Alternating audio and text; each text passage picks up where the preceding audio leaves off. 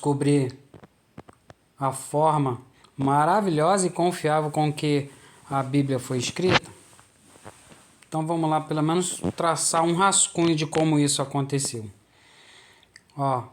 Livro publicado pela Sociedade Bíblica do Brasil, uma editora, evangélica, muito conceituada, escreveu o livro chamado Origem e Transmissão do Texto do Novo Testamento. Autor Wilson Paroski. Vamos pegar alguns trechos aqui para a gente ter uma ideia de como que a Bíblia chegou até nós,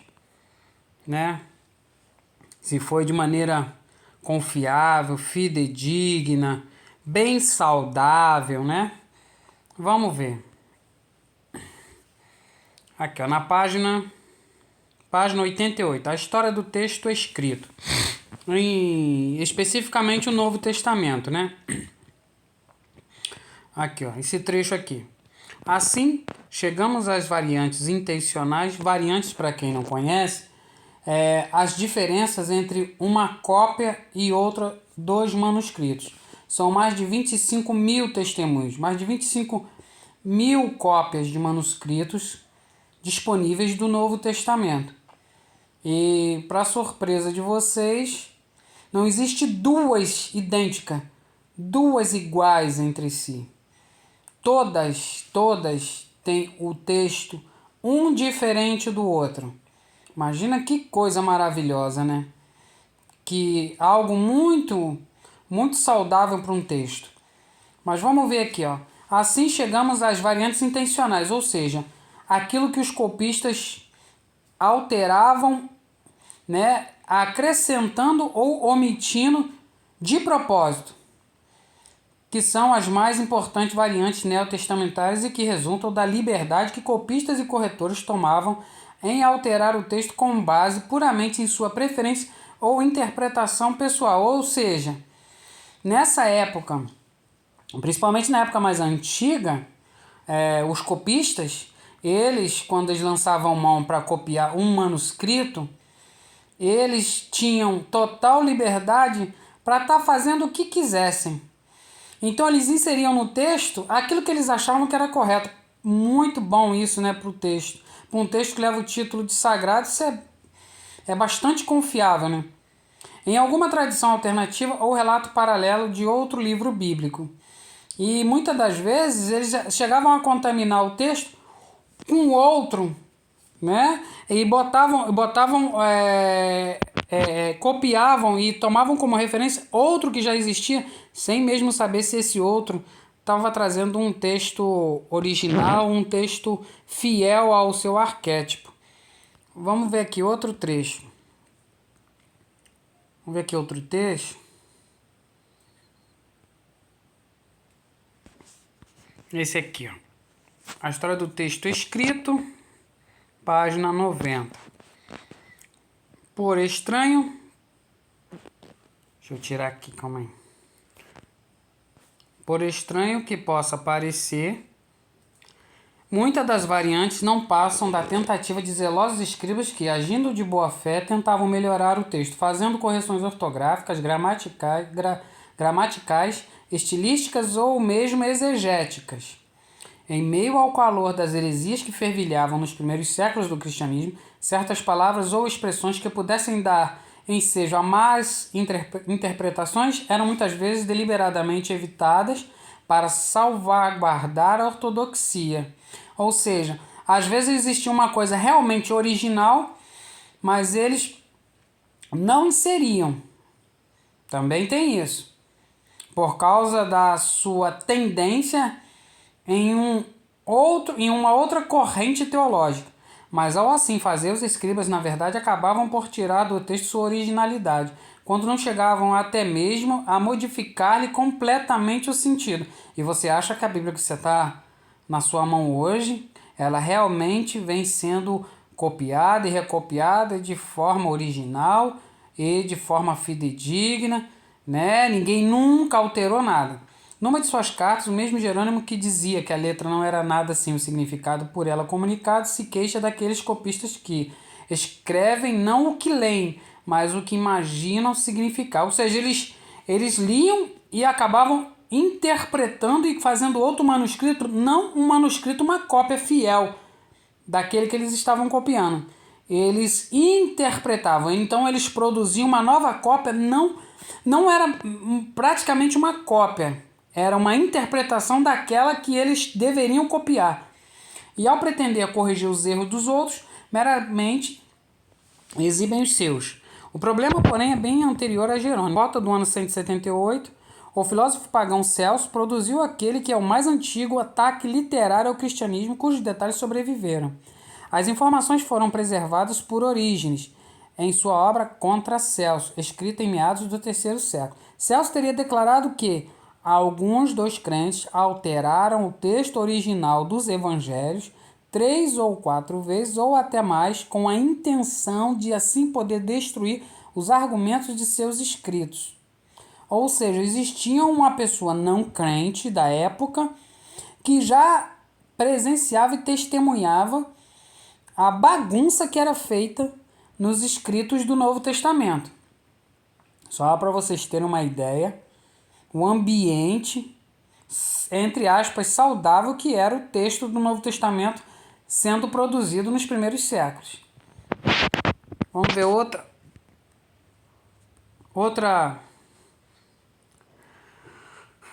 probleminha aqui.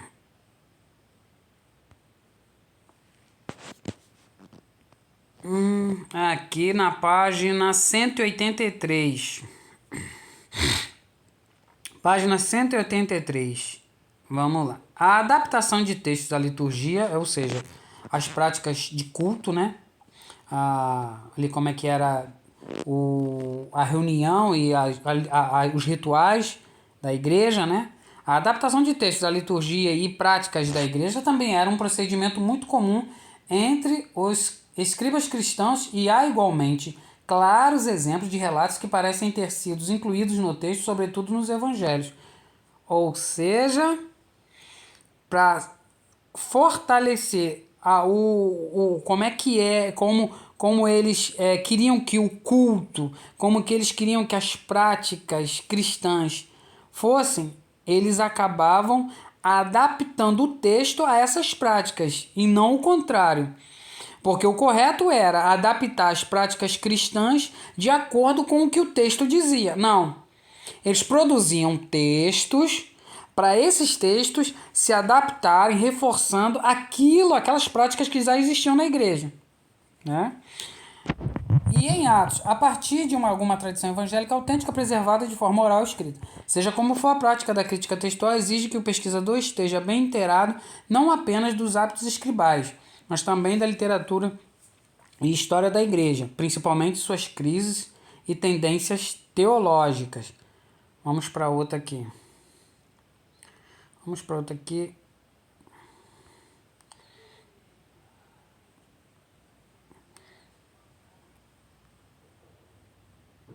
Aqui. Página 248. Nenhum original. O subtítulo. A grande variedade de leituras divergentes encontradas no manuscrito, ou seja, aquilo que eu já falei para vocês, que são as variantes.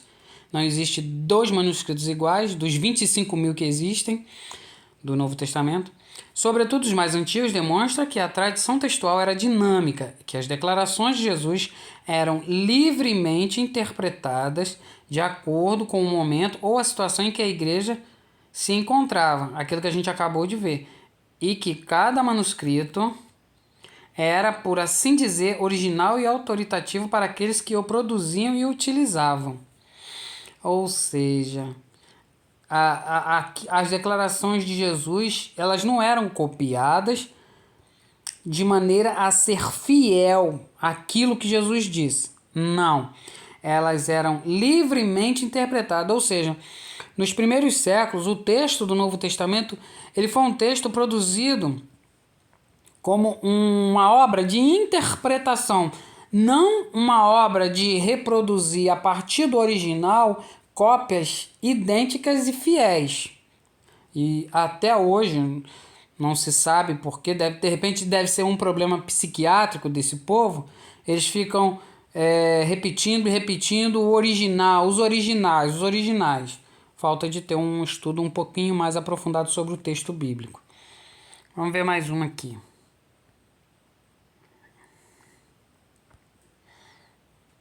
Vamos ver mais um aqui.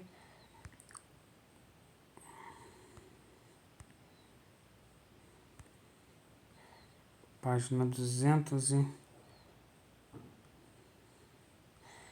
essa aqui. Vamos ver uma nota de rodapé de explicativa, né? Não... Vamos ver que página é essa primeiro? Página 249. Não pode haver dúvida de que, desde o início, os evangelhos não eram materiais de arquivo, mas textos usados. Um texto não protegido por condição canônica. Na verdade, quando os primeiros copistas começaram a copiar os textos do Novo Testamento, ele não copiava aquele texto na intenção de que aquele texto seria um texto sagrado. Para ele era só mais um texto. Essa ideia veio depois e perdura até hoje. E eles mesmos que copiavam não tinham essa ideia.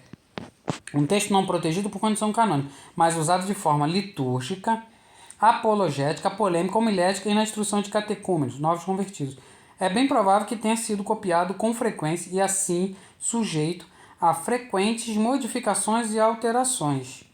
Então, um texto que hoje faz parte da Bíblia é um texto completamente modificado e interpretado.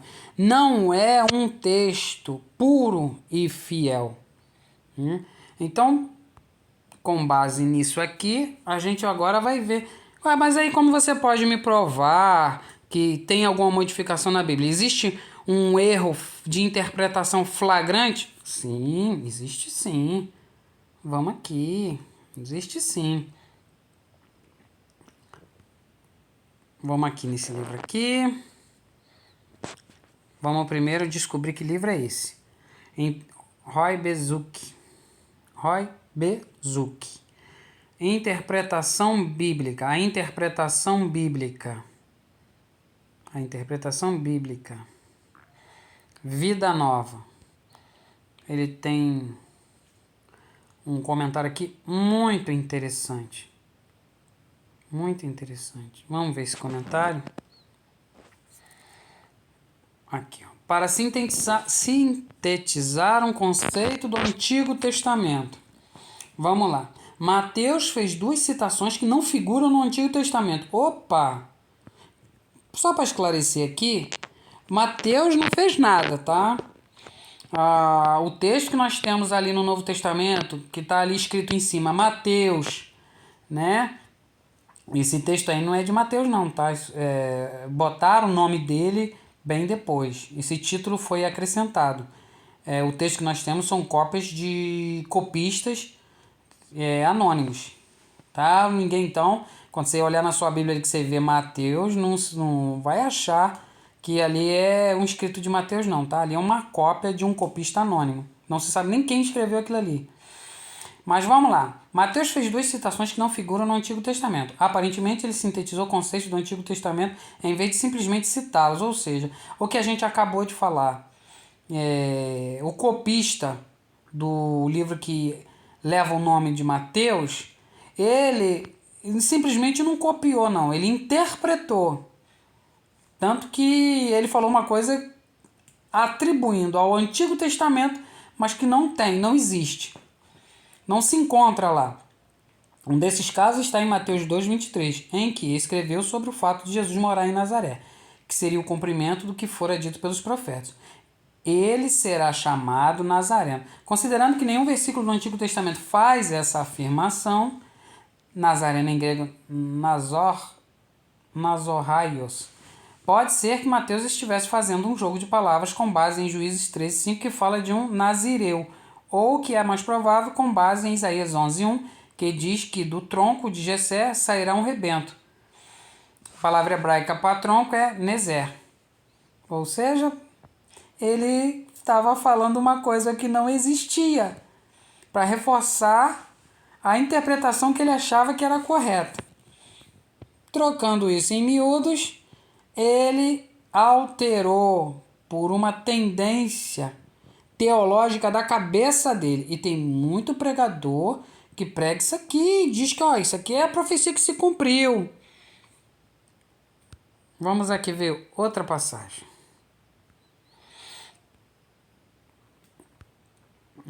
Para utilizar a terminologia do Antigo Testamento.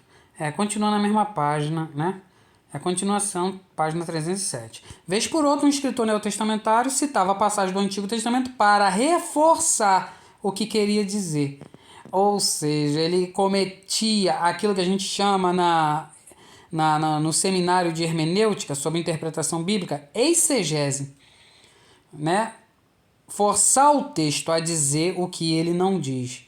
E você achando que ali, para se cumprir a profecia, ele será chamado Nazareno, achando que aquilo ali existe. Aquilo ali não existe, aquilo ali foi da cabeça do copista.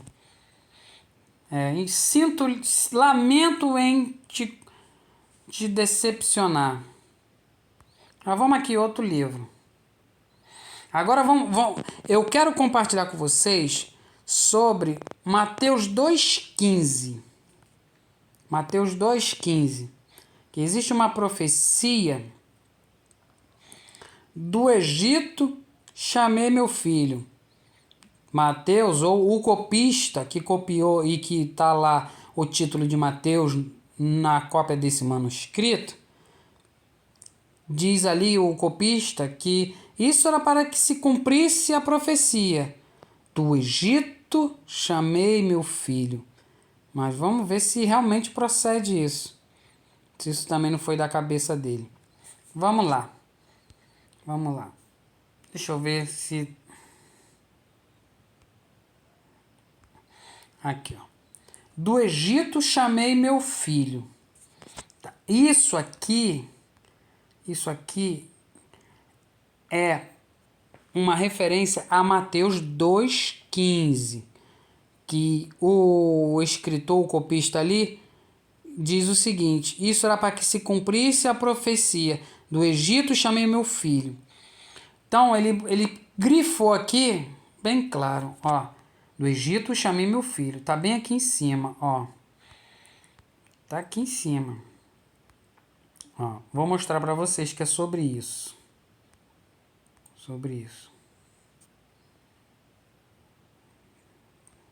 Ver aqui onde é que ele...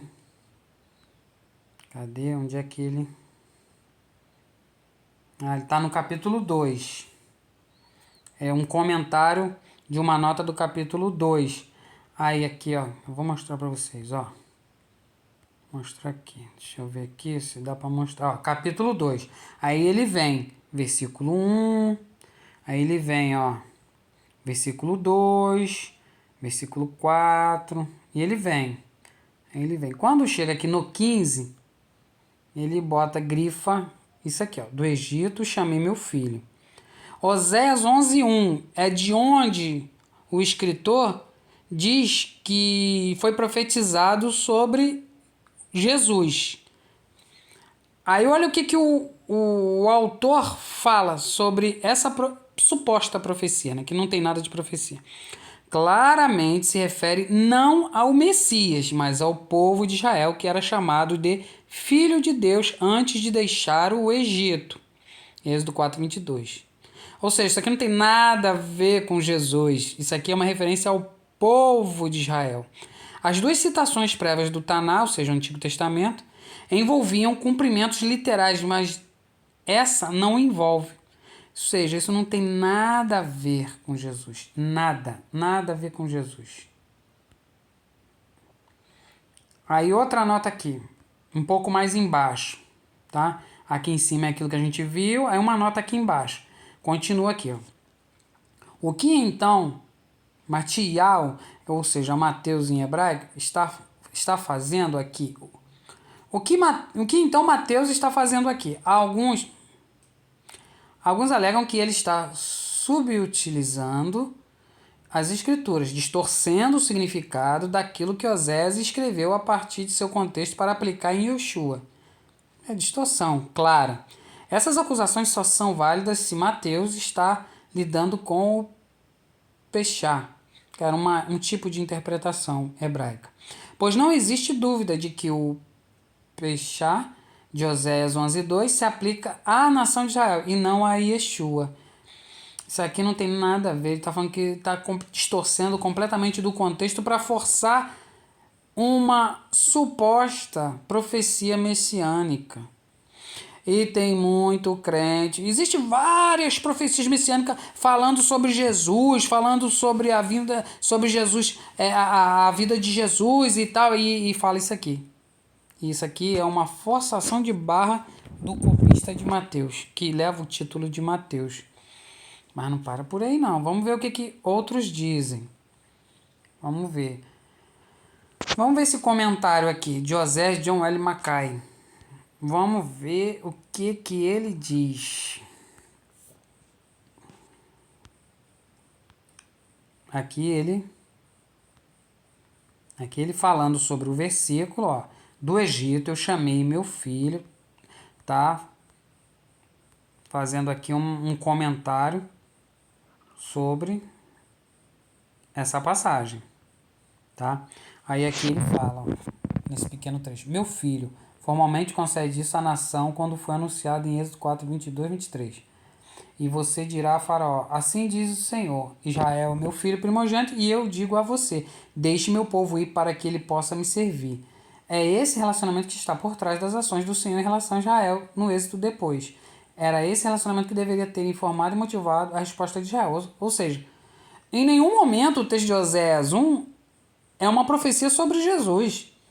Em nenhum momento fala sobre, fazendo uma referência ao Egito, quando eles moravam no Egito, quando estavam escravizados no Egito. O uso que Mateus faz de Oséias 11:1, que aqui é um comentário sobre Oséias 11:1. Aí ele vem dizer como o Mateus faz o uso de Oséias 1.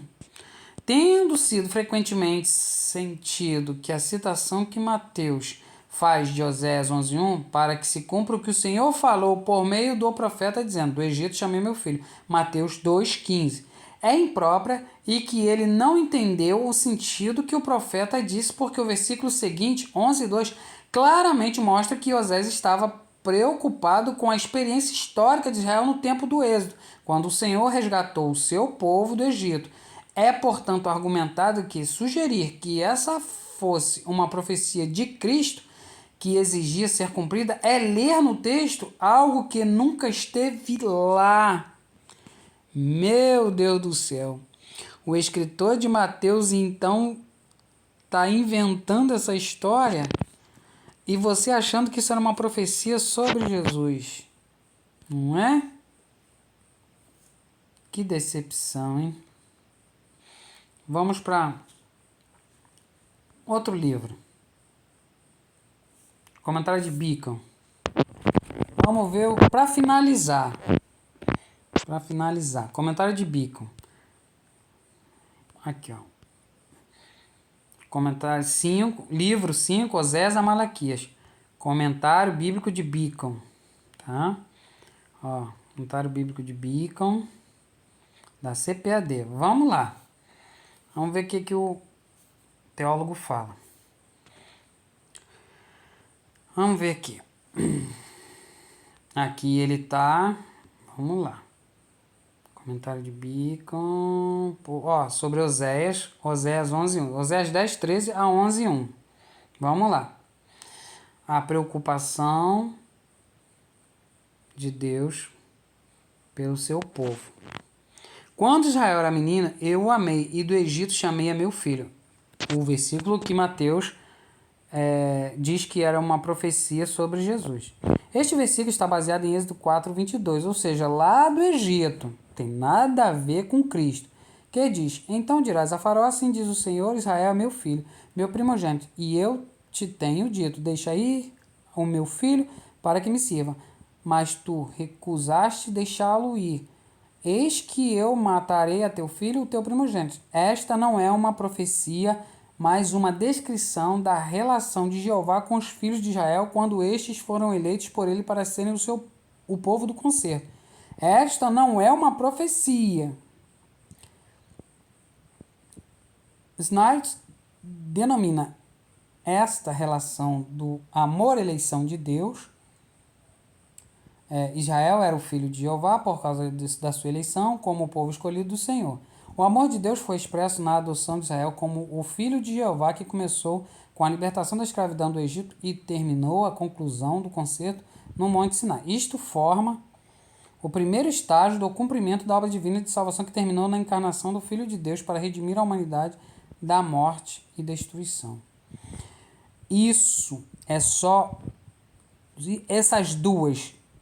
Ele será chamado Nazareno, que nem existe isso no Antigo Testamento, e o escritor dizendo que isso para que se cumprisse a profecia. De qual o Antigo Testamento? Só se for da cabeça dele, porque o Antigo Testamento nem essa palavra tem.